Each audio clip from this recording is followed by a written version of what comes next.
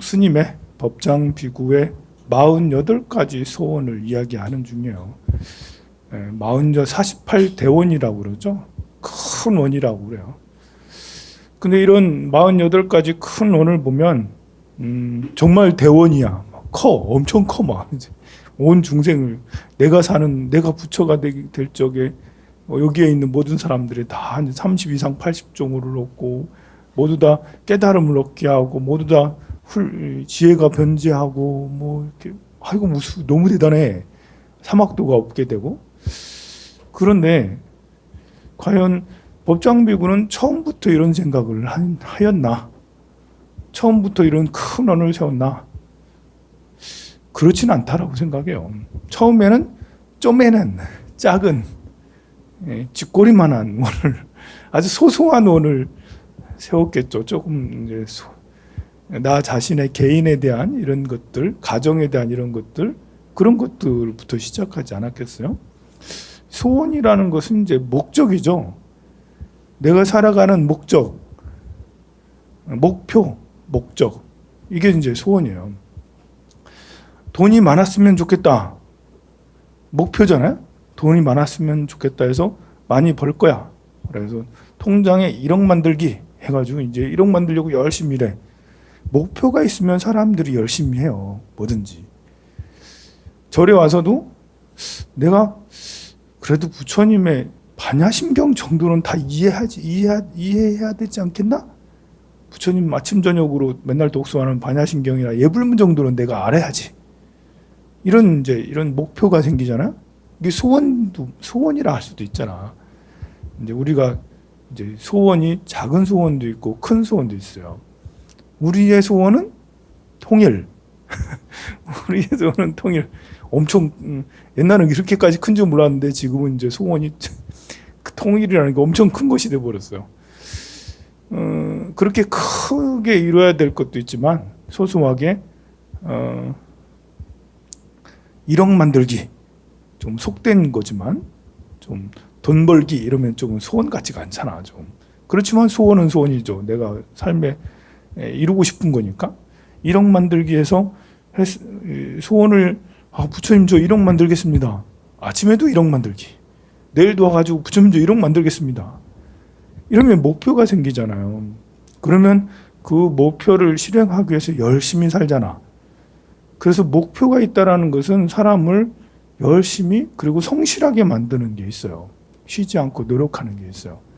목표가 없으면 어떻게 되냐?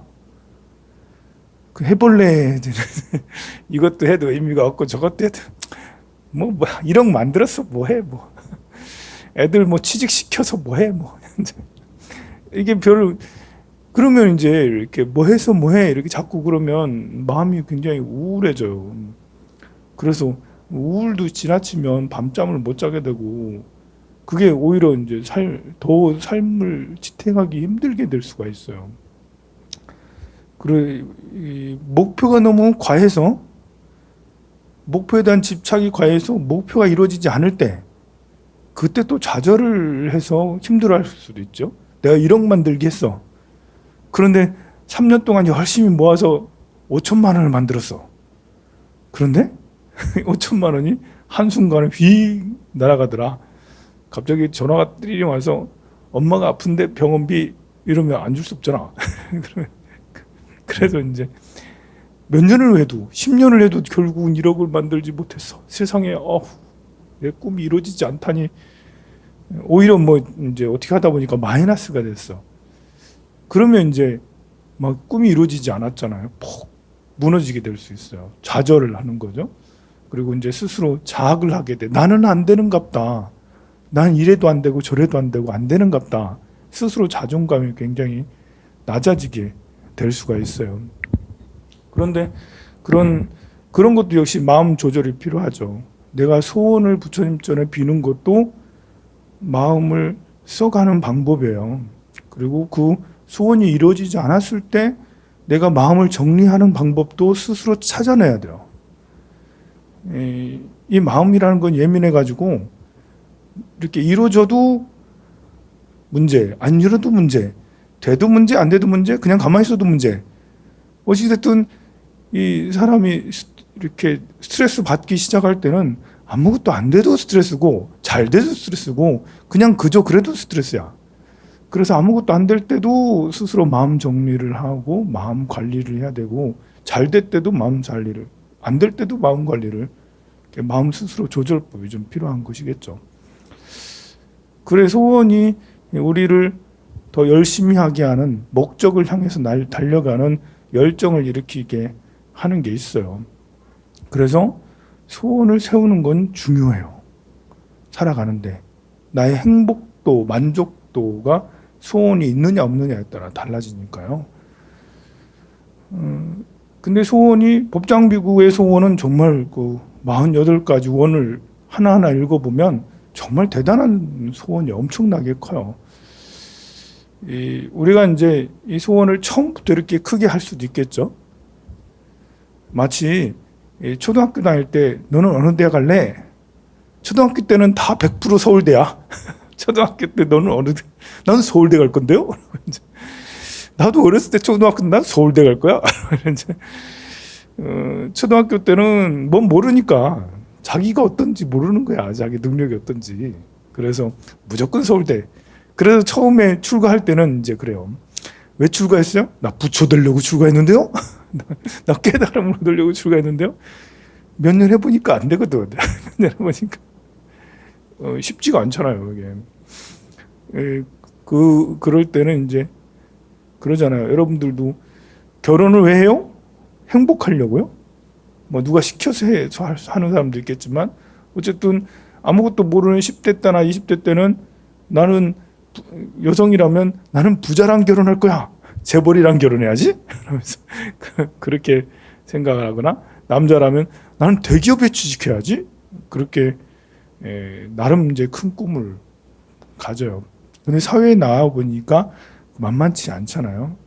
그럴 때는 이제 소원을 확 줄여서 나에게 맞는 소원을 빌어야겠죠. 나에게 맞는 소원. 목표는 작은 것도 괜찮아요. 작은 소원이라도. 그냥 내가 건강했으면 좋겠습니다. 사실 건강했으면 좋겠다라는 게 작은 소원은 아니지만 건강한 사람한테 건강했으면 좋겠다라는 건 작은 소원이죠. 아픈 사람한테는 건강했으면 좋겠다는 건 큰 소원이 되지만 건강한 사람한테는 작은 소원. 이대로 그냥 쭉 갔으면 하면서 이렇게 취업을 했으면 좋겠습니다. 취업도 점점 높은 데다가 이제 나중에는 낮은 데로라도 조금이라도 이런 데라도 취업했으면 좋겠습니다. 월급이 100만 원 받다가 130만 원 됐으면 좋겠습니다. 150만 원 됐으면 좋겠습니다. 200만 원 됐으면 좋겠습니다. 이렇게 소원이 구체적이면서 세세하게 소소한 거라도 괜찮아요. 나는 이쁜 여자를 만나겠습니다. 잘생긴 남자를 만나겠습니다. 또 현명한 남자를 만나겠습니다. 현명한 여성을 만나겠습니다.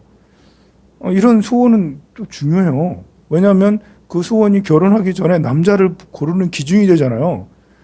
그냥 인연 되는 사람 만나겠습니다. 이러면 이제 어떻게 되냐면 그냥 만나는 사람, 처음에 만나는 사람이 이렇게 그냥 가슴이 와닿아.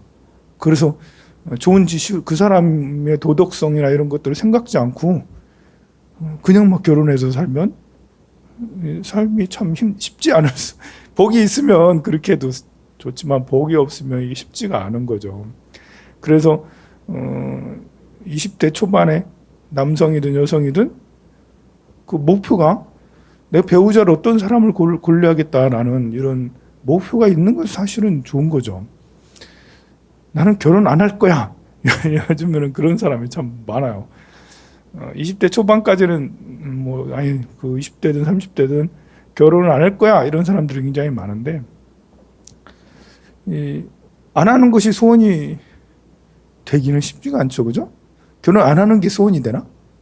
나는 죽을 때까지 결혼 안 할 거야라고. 근데 그런 것이 나는 나쁜 짓만 하며 살 거야. 이게 소원이 되는 게 어렵잖아. 이게 그 남자랑 원한이 맺혀서 나는 절대 죽을 때까지 결혼 안 할 거야. 이게 소원이 이건 참 비참한 소원이죠.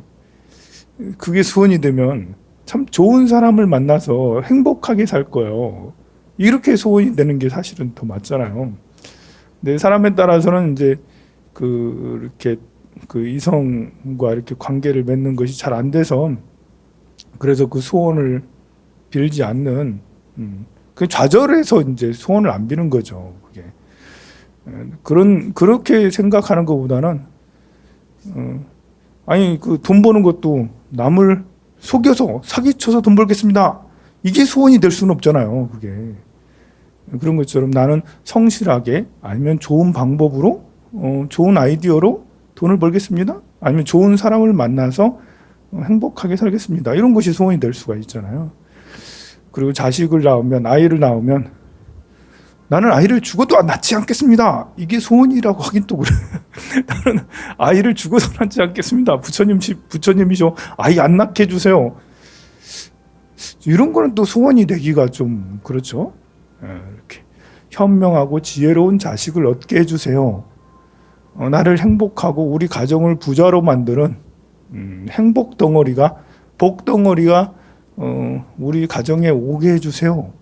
이런 것은 소원이라고 할 수가 있겠죠. 근데 그런 소원도 사실은 부처님한테 빌어야 된다고 생각해요. 빌어야 돼. 왜냐하면 생각을 해보세요. 우리 뭐 이렇게 현명한 아내, 현명한 남편, 그리고 복스러운 아들을 낳길 원합니다. 갖길 원합니다 하면 행동이 따라가게 되기 마련이거든요. 그렇게 소원을 내면 복스러운 아들이 생기려면, 복스러운 딸이 생기려면 태교를 또 잘해야 되고 또 내가 공덕을 또 쌓아야 돼. 절에 다니면서 늘 이제 기왓장에 아이고 지혜총명한 아들, 지혜총명한 딸 계속 쓰게 되잖아요. 또 기도를 올려도 저 쌀에다가 우리 지혜총명한 손주 얻게 해주세요. 뭐 이렇게 하면서 이제